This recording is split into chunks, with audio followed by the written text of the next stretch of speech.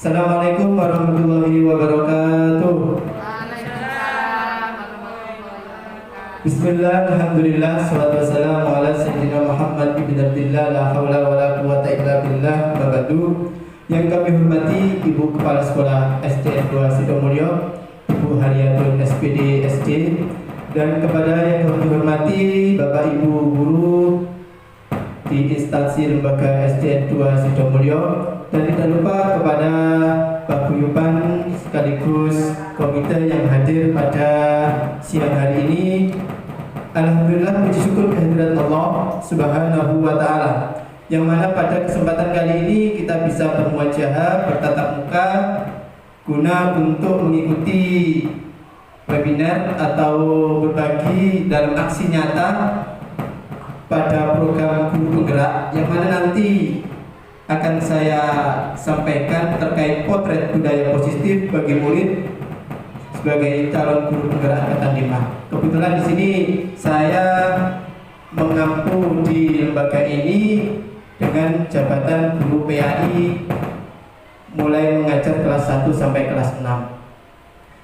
Oke, langsung saja untuk yang pertama, bahwasanya pada kegiatan kali ini adalah tujuan pembelajaran ini guru supaya menghayati pentingnya budaya positif dan penerapannya untuk mempertebal karakter siswa atau karakter peserta didik dalam mewujudkan profil pelajar Pancasila, sehingga anak-anak yang di lingkungan pendidikan seperti yang di sekitar kita itu memperoleh atau yang namanya segi-segi positif, baik karakter yang bersifat itu akademik maupun non-akademik.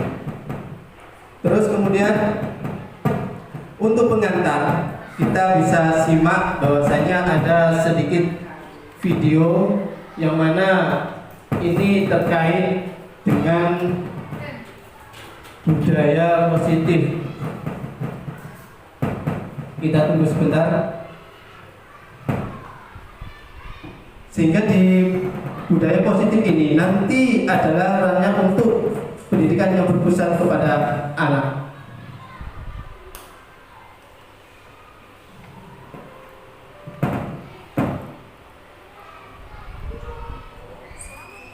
Kok gak pakai sound? Suaranya nggak dengar. Nah, langsung saja karena apa yang namanya mempersingkat atau suaranya tidak bisa maksimal. Nah, di sini kata pengantar terkait budaya positif ini bahwasanya agar siswa itu mempunyai modal, guru juga mempunyai modal untuk terkait mengajar. Nah, karena modal utama sebagai guru penggerak itu adalah agar semuanya baik elemen guru siswa itu tergerak, bergerak dan menggerakkan.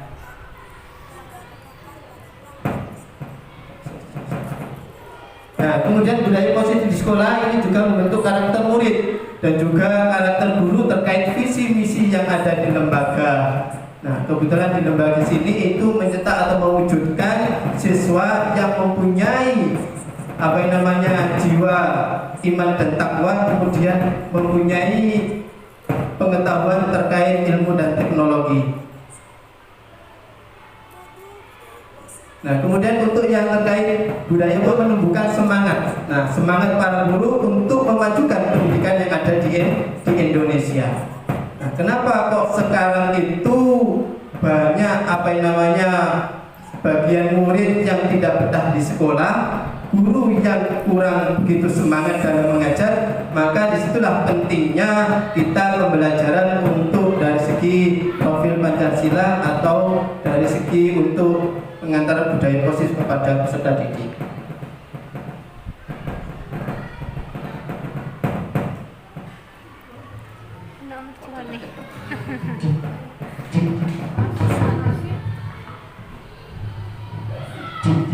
Oke, pengantar kemarin tadi sudah. Kemudian ini adalah selanjutnya terkait agenda pada siang hari ini. Yang pertama pembukaan, terus kemudian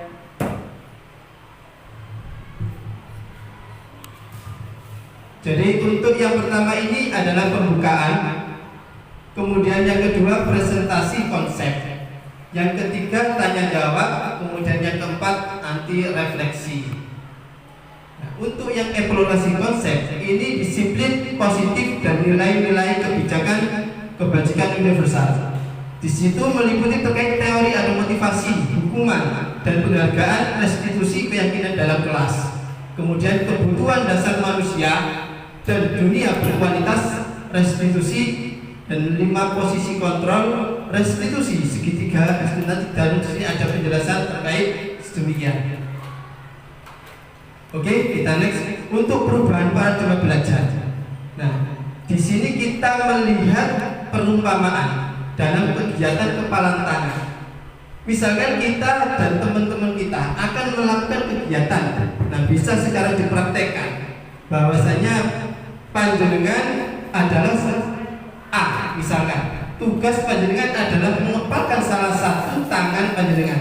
Jadi coba dibayangkan bahwa Anda menyimpan sesuatu yang sangat berharga di dalam kepalan tangan. Kemudian ya, perlu menjaga benda tersebut sekuat tenaga. Sekuat tenaga. Pak Sim iki sone akeh tapi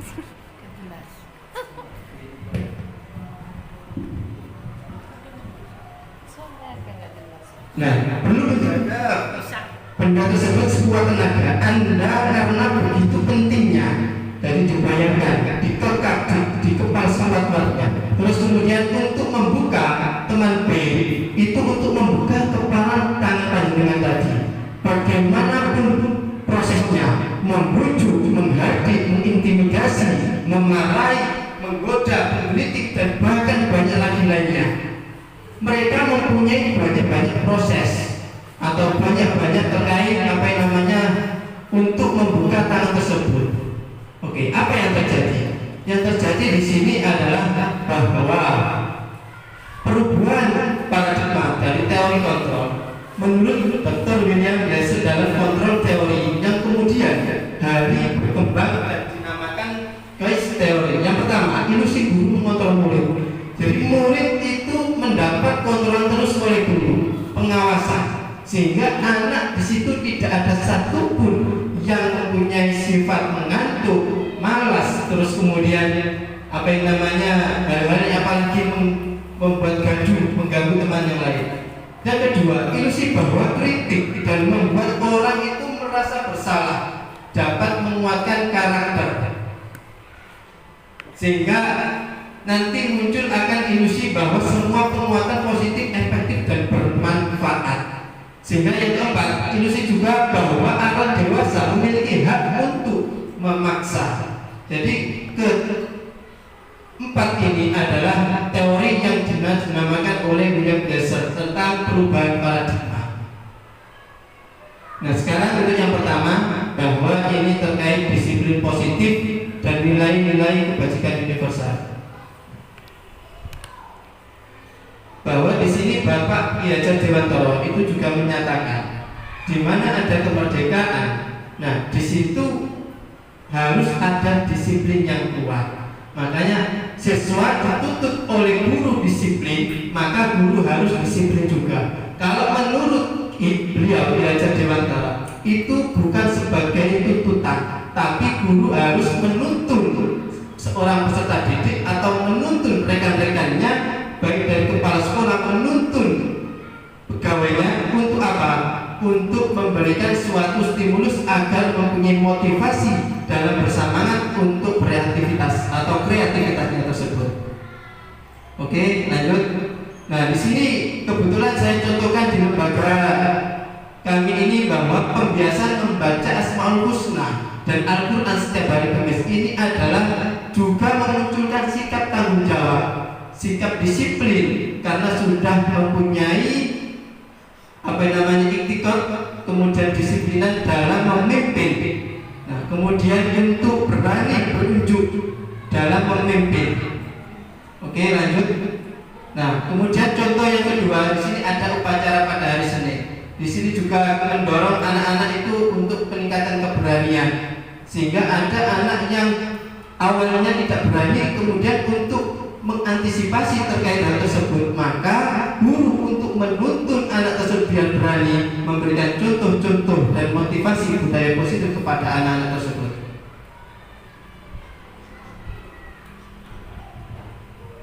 Nah, terus kemudian di sini ada banyak-banyak kegiatan, banyak-banyak budaya positif yang mana nantinya mengubah pola pikir anak sehingga anak itu bisa menjadi lebih aktif, lebih aman, pembelajarannya lebih nyaman dan juga menyenangkan.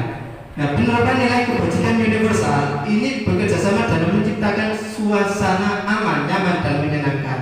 Nah, di sini ada yang namanya kegiatan pramuka, terus kemudian ada jaga rekor, kemudian bersih-bersih dan juga ada sholat jamaah duha. Baterainya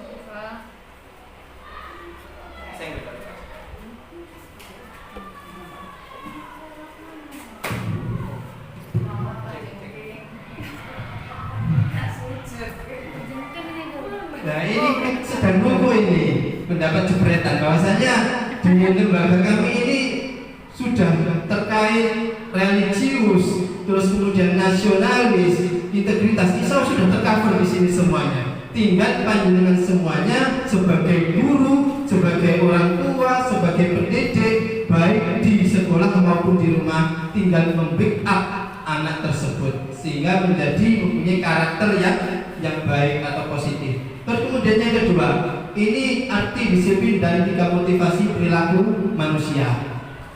Nah, apa makna dari disiplin? Nah, disiplin ini berasal dari bahasa Latin yang artinya belajar. Nah, orang bisa disiplin itu awal mulanya pasti belajar.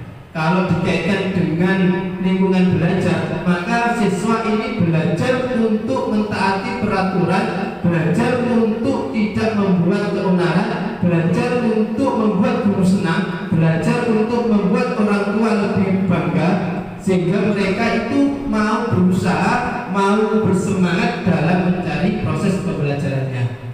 Nah, kemudian namun dalam budaya kita, nah makna kata disiplin itu seringkali telah berubah menjadi sesuatu yang dilakukan seseorang pada orang lain untuk mendapatkan kepatuhan. Nah, di sini, maka di sini muncul kecenderungan umum yang mana itu menghubungkan kata disiplin dengan ketidaknyamanan, bukan dengan apa yang kita hargai atau pencapaian suatu tujuan yang mulia.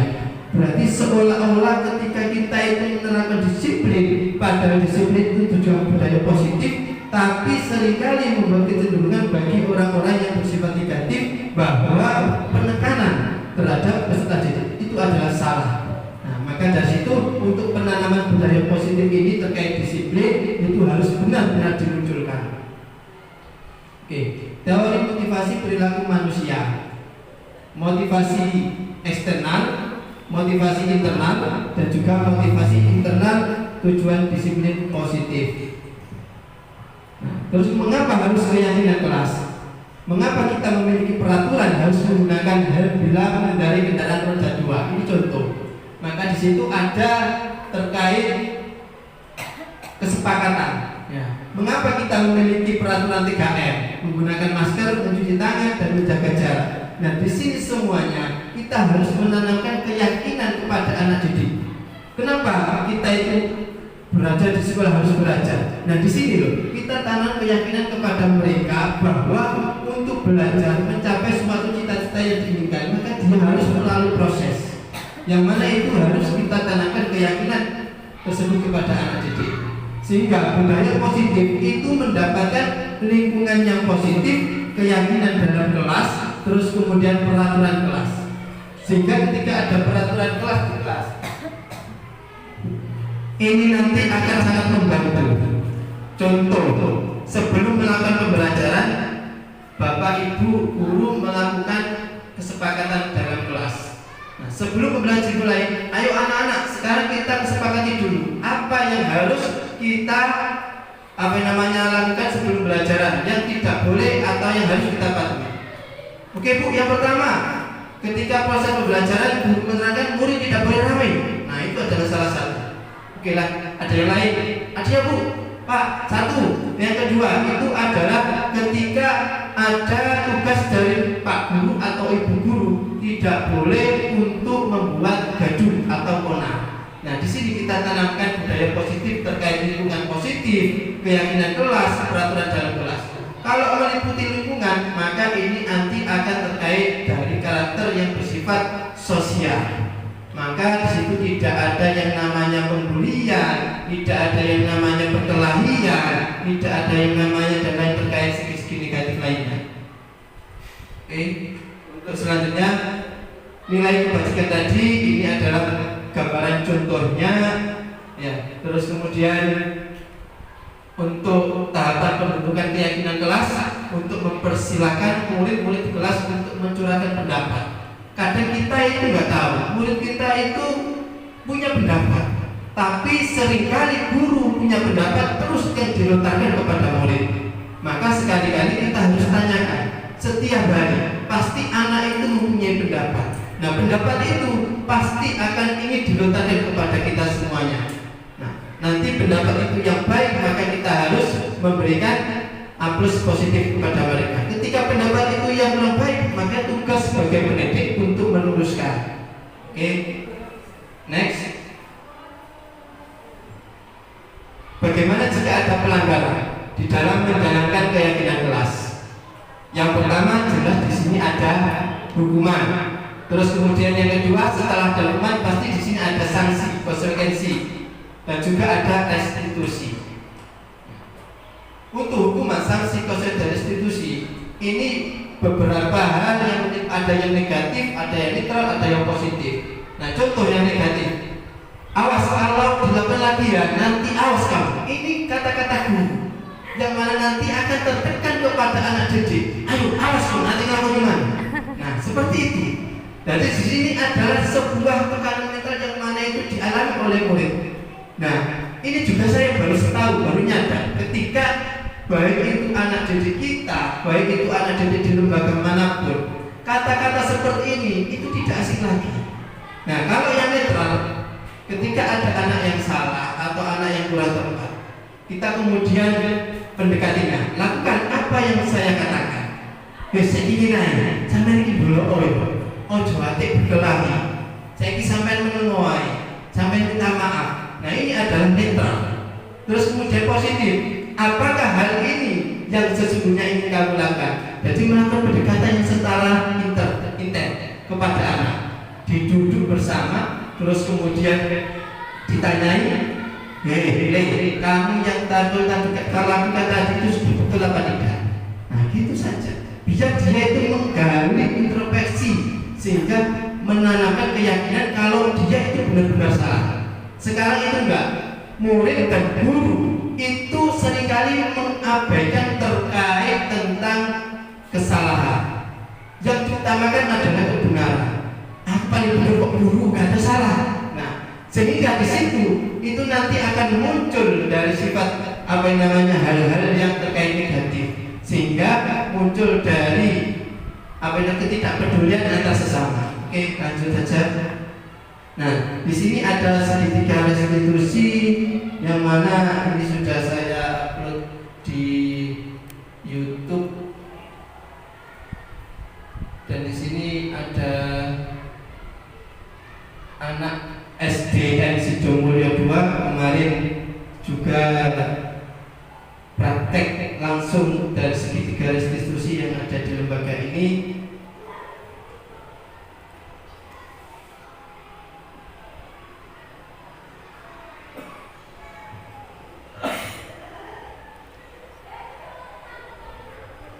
Nah, jadi untuk yang contoh ini adalah kemarin ketika demonstrasi konseptual dari penerapan budaya positif itu muncul terkait dua kasus, yang mana di sini, nah ini adalah salah satu fasilitator saya dari Lok Sumawe. Nah, Bu Dewi, terus kemudian yang kedua pengajar praktik dari apa yang namanya sekarang kepala sekolah di Daerah Selatan. Mempersingkat waktu. Nah, di sini sekitar itu apa sih? Tahapannya setiap tahapannya berdasarkan pada prinsip 3 contoh: validasi tindakan, menanyakan keyakinan, kemudian menstabilkan identitas. Nah, di sini ilustrasi kasus satu. Valen, Alfian, dan Arga adalah mereka teman satu kelas. Valen dan Arga mereka berasal dari keluarga yang mampu dan suka mengganggu. Ini ada ilustrasi saja. Nah, sedangkan Alfian berasal dari keluarga yang kurang mampu tetapi ia pintar dan juara kelas. Pada saat waktu istirahat, Valen dan Arga berusaha mengganggu.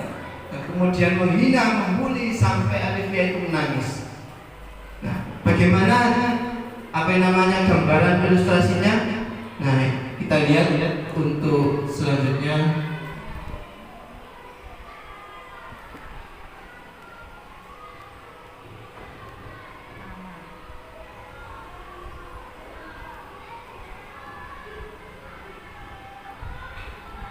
Dia nore nih tak tak ikuna. Sambil cek itu.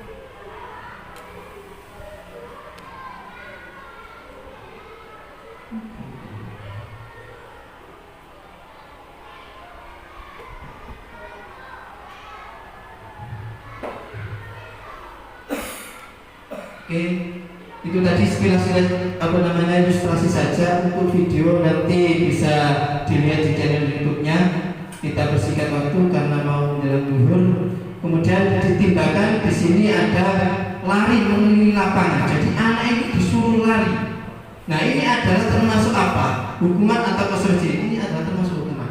Jadi ketika ada anak itu salah, kita itu nggak boleh untuk langsung menyuruh anak itu langsung lari, apalagi lari keliling desa.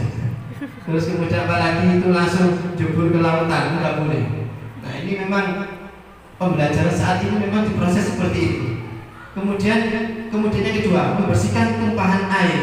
Nah, ini adalah konsekuensi. Nah, jadi anak itu ketika melakukan sesuatu harus tahu konsekuensinya apa.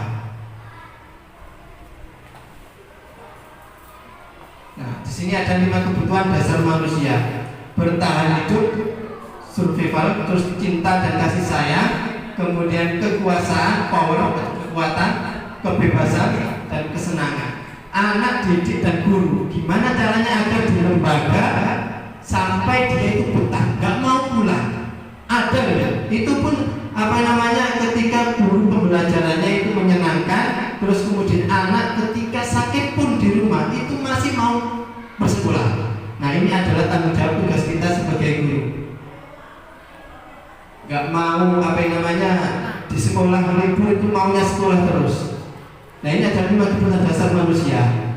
Ada kebutuhan bertahan hidup tadi sudah saya sampaikan sampai ke kesenangan. Nah, ini tadi ada penghukum, membuat orang merasa bersalah, ada sebagai teman, pemantau, manajer. Itu adalah pendidik. Kita itu sebagai apa sih, guru? Kalau sebagai penghukum, ketika ada anak salah disuruh lari, ini posisi kita sebagai penghukum. Kalau membuat orang merasa bersalah, ketika ada anak itu melakukan kesalahan, langsung kamu ini. Nah, dia itu merasa dia itu bersalah. Jadi sehingga mereka itu membuat orang itu merasa bersalah. Nah, posisi guru sebagai teman itu melakukan pendekatan. Nah, kemudian guru sebagai pemantau, sebagai manajer, ini yang paling bagus sehingga bisa menguasai situasi dan sehingga lingkungan menjadi kondusif. Oke, untuk penghukum ini contoh kalimatnya: patuhi aturan saya, atau awas kamu selalu saja salah, selalu pasti selalu, yang terakhir selesai. Nah, itu makanya guru kalau punya kalimat seperti ini tipe kali itu penghukum. Dan ini sering saya jumpai ketika saya belajar di pondok-pondok dulu. Dapat hukuman, padahal itu hukum itu bukan sesuatu untuk mendidik karakter anak. Nah, makanya kita harus move on terkait pembelajarannya dulu untuk pembelajaran sekarang. Terus membuat orang merasa bersalah. Contohnya, ibu sangat kecewa sekali dengan kamu. Berapa kali bapak harus memberitahu kamu ya? Gimana coba kalau orang tua kamu tahu kamu berbuat begini? Jadi ini membuat orang itu menjadi rasa salah. Membuat rasa salah. Nah, kalau posisi guru menjadi teman, ayo bantulah demi bapak ya. Nah, ini membuat sebagai teman. Terus kemudian sebagai monitor. Nah, peraturannya apa apa yang telah kamu lakukan. Jadi dia itu menggali sesuatu lewat pertanyaan-pertanyaan, sehingga tahu anak tersebut itu mendapat konsekuensinya, sanksinya, sehingga anak itu nggak mau melakukan kesalahan. Nah, di sini sebagai monitor. Nah, kalau menjadi posisi sebagai manajer seperti ini, apa yang kita yakini? Kembali keyakinan kelas, apakah kamu meyakininya? Sekarang anak-anak itu dikasih keyakinan dalam dirinya, sehingga anak-anak itu nggak mau untuk melakukan suatu kesalahan.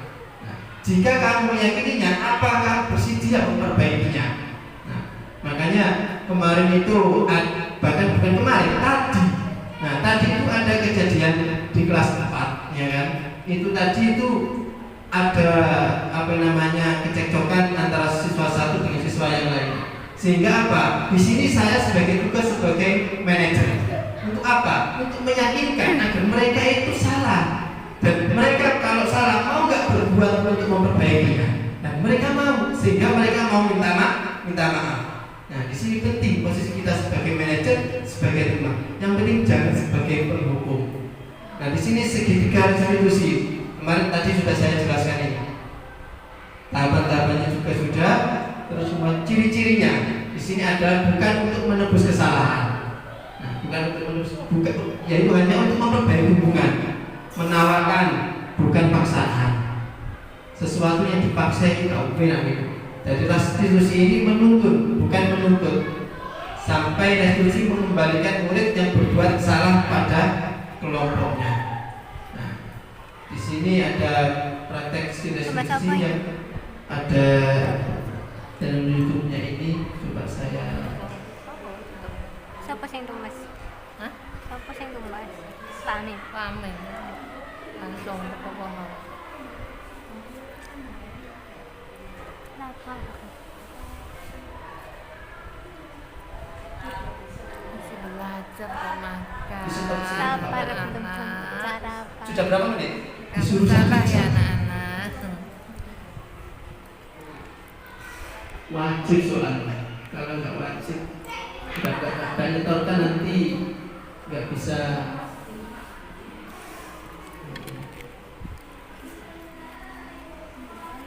Insya Allah kalau guru penggerak yang akan datang itu Bu Rida wajib tuntutannya, Mas. Ada poesia, apa ikuti saja.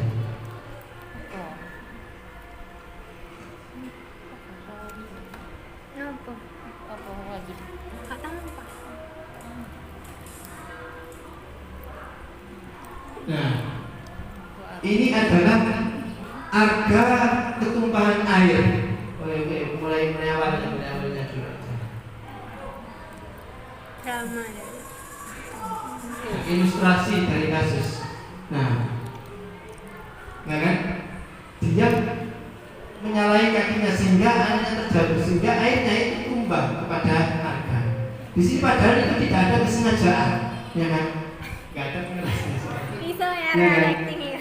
Jadi Tapi kelihatannya kakinya. ini merasa bersalah, Ada Fikri merasa kakinya bersalah. begini kan tadi. Nah, sehingga apa? Sehingga di sini terjadi pembulian, ya kan? Arga dan juga Rama melakukan pembulian yang habis-habisan, sehingga Fikri terjadi sampai dia itu menangis. Dan temannya lain, ya, malah ikut melakukan sholat. Kecuali ini ada Mas Azhar. Mas Azhar membuat penengahan, karena bahwasanya itu adalah teman kita semuanya, Acting. ya kan? Teman kita semuanya saling menghargai, saling menyayangi, ya. Sehingga itu tidak ada terjadi pembulian seperti itu. Nah, di sini apa yang terjadi? Maka di sini adalah berbeda karakter yang dimiliki oleh anak-anak tersebut. Nah, sehingga nanti Azam, ya kan, menyuruh untuk Fikri menemui guru atau bisa wali kelas. Nah, kemudian bisa kepada guru BK. Nah, jadi siswa kita itu sebenarnya itu kreatif sekali. Cuma kita tinggal membangkitkan kreatif mereka. Nah, di sini ada guru BK-nya. Saya sendiri. Ini ada sedikit solusi. Nah, di sini saya itu menanyai terkait alur dari masalah tersebut, menyelesaikan masalah dengan segitiga Pak Asim tersebut. biasa nih kok Nah, guru PKI. biasanya di sini Pak Asim ya. Menanya jajannya sebenarnya itu seperti apa, ya gitu loh. Sehingga aku sampai menangis. Kemudian ada pembulian di sana. Nah, di sini pentingnya saling memaafkan, tanggung jawab dan mengakui kesalahan untuk perubahan yang lebih baik lagi. Nah, maka murid-murid kita itu sebenarnya itu tinggal kita itu memberikan sesuatu yang positif dengan lewat memunculkan pada diri kita sehingga anak itu mencontoh pada diri kita sendiri. Nah, kita terus aja. Memang restitusi seperti ini sehingga anak-anak itu membuka dirinya sadar untuk kalau itu bahwasanya salah dan mengakui kesalahan. Nah, sampai ini loh, dibilang terus gak berani untuk menatap muka karena memang merasa bersalah. Ketika orang merasa bersalah dan mau memperbaikinya, nah, maka yang lainnya akan mengikutinya, minta maaf, kemudian memaafkan, nah, sehingga muncul peserta didik yang baik. Nah, ini adalah tanggapan dari siswa kita. Salah satu murid setelah dilakukan segitiga restitusi. Nah, di sini juga guru menanggapi bahwa kegiatan restitusi ini, bahwa kegiatan restitusi ini itu sangat mempunyai makna yang luar biasa. Ketika anak kita itu mempunyai masalah, nah ini segala apapun problem, baik di rumah tangga, baik itu di sekolah, menggunakan segitiga restitusi ini sangat bagus. Oke, sudah selesai.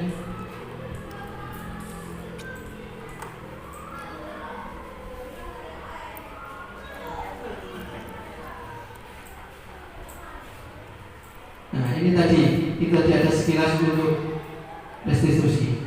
Nah, seperti ini melakukan pendekatan.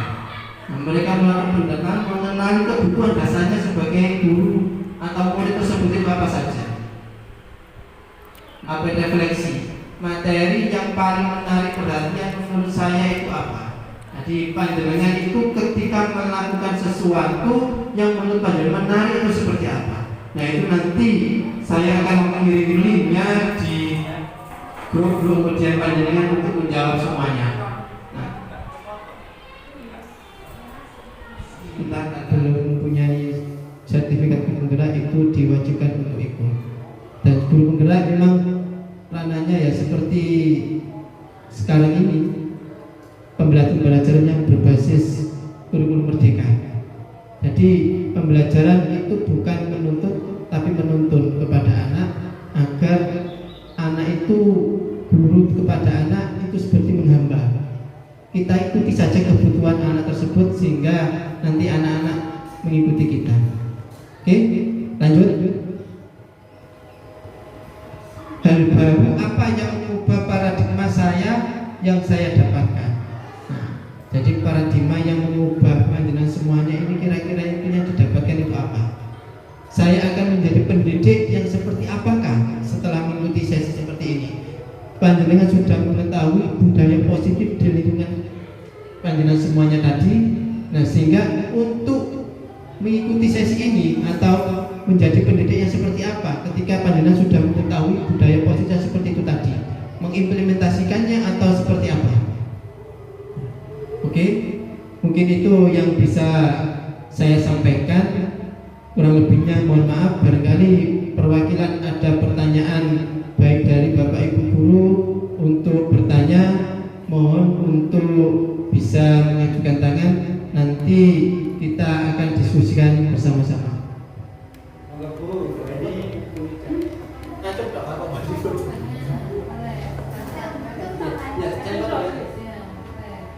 Monggo Bu Nida. Assalamualaikum warahmatullahi wabarakatuh. Terima kasih untuk kesempatannya. Ini di sini saya menanyakan terkait materi yang Pak Amin sajikan. Tadi kan ada hukuman apakah atau konsekuensi tadi ya. Itu ada kata-kata positif, ada negatif, sama ada netral. Nah, biasanya anak-anak itu kalau tidak to the point, kalau awas ya kamu nanti kalau rame nanti saya hukum membersihkan kamar mandi misalkan gitu ya. Itu kalau tidak to the point, anak-anak itu kadang kurang mengerti Pak. Nah itu bagaimana menurut kayaknya? Terima kasih. Terima kasih Bu Lida, ini guru kelas 6. Nah, jiwa-jiwa muda, pertanyaan juga luar biasa. Jadi untuk sesuatu terkait tindakan hukuman dan konsekuensinya tadi, itu ada yang negatif, ada yang netral, ada yang positif. Dan memang benar. Di sini juga sering menjumpai kalau anak itu tidak ditanya atau tidak ditegur sedemikian langsung, itu anak-anak kurang cerdas. Nah, tapi kita juga harus pernah nggak kita intervensi dalam diri, pernah nggak kita masuk ke dalam dunia mereka. Yang seringkali anak itu dijudge untuk masuk ke dalam dunia kita agar mengikuti omongan kita. Itu adalah salah satu yang bagi anak itu merasa kurang pas, tertekan, karena ada tipologi anak itu yang harus menuruti karakternya. Ada yang tipologi anak yang searah mengikuti orang lain, yang selagi orang lain itu benar. Nah, jaga-jaga untuk orang yang tipologinya anak itu yang tidak mau mengikuti orang lain karena memang egonya tinggi. Nah, di sini perannya yang penting apa? Yaitu pendekatan personal kepada anak tersebut, sehingga dengan kata-kata yang sedemikian itu ada contoh seperti ini.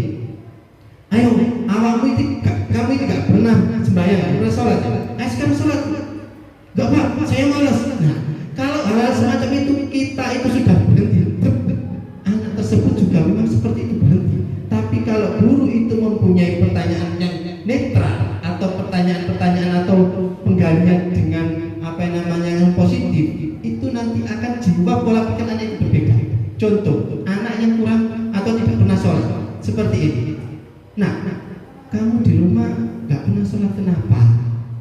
Nanti jiwa dengan intonasi yang lembut, dengan pendekatan yang intens kepada anak tersebut, nanti anak juga akan masuk ke dalam dunia kita tanpa sadar. Kenapa kamu seperti itu? Apa sajadahnya nggak ada? Apa sarungnya nggak ada? Apa benar-benar males? Apa tidak ada yang menyuruh? Banyak nanti alasan yang muncul pendapat anak tersebut. Salah satunya, nggak Pak, orang tua saya juga nggak sholat. Nah, itu kan salah satu perkara permasalahan. Terus kemudian ada yang kedua lagi, males Pak, sholat itu untuk apa? Nah, itu sudah nanti kalau sudah pertanyaan itu muncul, maka kita akan menggali lebih dalam lagi terkait pendekatan kepada anak. Jangankan anak, sesama teman, sesama sejawat guru kita saja kita kurang paham. Maka penerapan hal sedemikian itu untuk pendidik dan untuk peserta didik. Pendekatan yang baik secara emosionalnya, pendekatan yang baik secara personalnya, maka itu harus ditingkatkan. Karena memang anak zaman sekarang itu tidak terlepas dari faktor lingkungan atau pergaulan yang lebih mayoritasnya, karena mereka itu lebih banyak terpengaruh di luar. Sehingga apa? Sehingga penekanan-penekanan yang ada di lembaga itu tidak berefektif finansial kepada mereka, sehingga butuh pendalaman yang lebih mengena kepada mereka. Bisa lewat intonasi yang lembut, bisa lewat orang yang dianggapnya itu sebagai teman. Kan ada kadang guru itu dianggap sebagai musuh, ada guru itu dianggap sebagai teman, ada guru dianggap sebagai sahabat teman, seperti itu. Ada guru dianggap sebuah orang biasa. Maka di sini kita sebagai pendidik itu harus dianggap oleh murid agar kita itu lebih menjadi orang yang pendidik yang luar biasa. Sampai pendekatan kita harus tahu pokok permasalahannya. Nah, makanya antara ego guru dan ego anak harus diseimbangkan. Biar apa? Biar nanti siswa itu tidak merasa mengikuti guru. Ya kan? Kadang anak itu mengikuti guru itu memang karena terpaksa. Nah, gimana caranya guru menanamkan anak agar anak tersebut mengikuti dengan tidak terpaksa? Nah, itu hanya satu, dengan penggalian impian atau dengan apa namanya pendekatan itu tadi. Kalau anak itu melakukan kesalahan tapi kita biarkan, paling tidak kita kasih hukuman, itu sudah apa ya, anak itu jerah. Tapi hukuman yang sekarang atau hukuman yang dulu, pendidikan yang dulu itu sekarang beda jauh. Maka sekarang itu dihapus, tidak ada hukuman. Sekarang itu tidak ada hukuman. Karena apa? Hukuman itu nanti akan mengatur pola pikir anak, akan menjadi tertekan. Gimana agar hukuman itu bisa hilang? Maka anak-anak ini ditanamkan keyakinannya di dalam kelasnya, sehingga minimalisir yang dilakukan pelanggarannya. Nah, ketika pelanggaran itu dilakukan oleh anak, nah, maka anak itu harus ditanamkan konsekuensinya ini apa. Nah, ketika sudah ditanam konsekuensinya, anak tetap belum jerah, maka anak tersebut harus dilakukan untuk segitiga restitusi tadi. Nah, untuk penggalian terkait permasalahan, pasti anak itu akan terbuka secara lebar-lebarnya. Meskipun anak itu terlihat tawakal sekali, ya, bukan di sekolah tapi di rumah saja bisa. Nah, apalagi faktor keluarga, menggunakan segitiga restitusi itu juga bisa. Alhamdulillah, demikian tadi apa namanya kegiatan pada siang hari ini terkait budaya positif, aksi nyata PGP Angkatan 5 di SDN 2 Sidomulyo. Saya sendiri sebagai narasumbernya, kemudian materinya tadi adalah potret budaya positif bagi murid. Mudah-mudahan pendidik dan murid yang ada di lembaga ini mempunyai karakter-karakter yang positif, mempunyai tindakan-tindakan yang positif, mempunyai kreativitas, sehingga pembelajaran nanti aman, nyaman, dan menyenangkan. Itu yang bisa kami sampaikan. Kurang lebihnya mohon maaf yang sebesar-besarnya. Akhirul kalam, wassalamualaikum warahmatullahi wabarakatuh.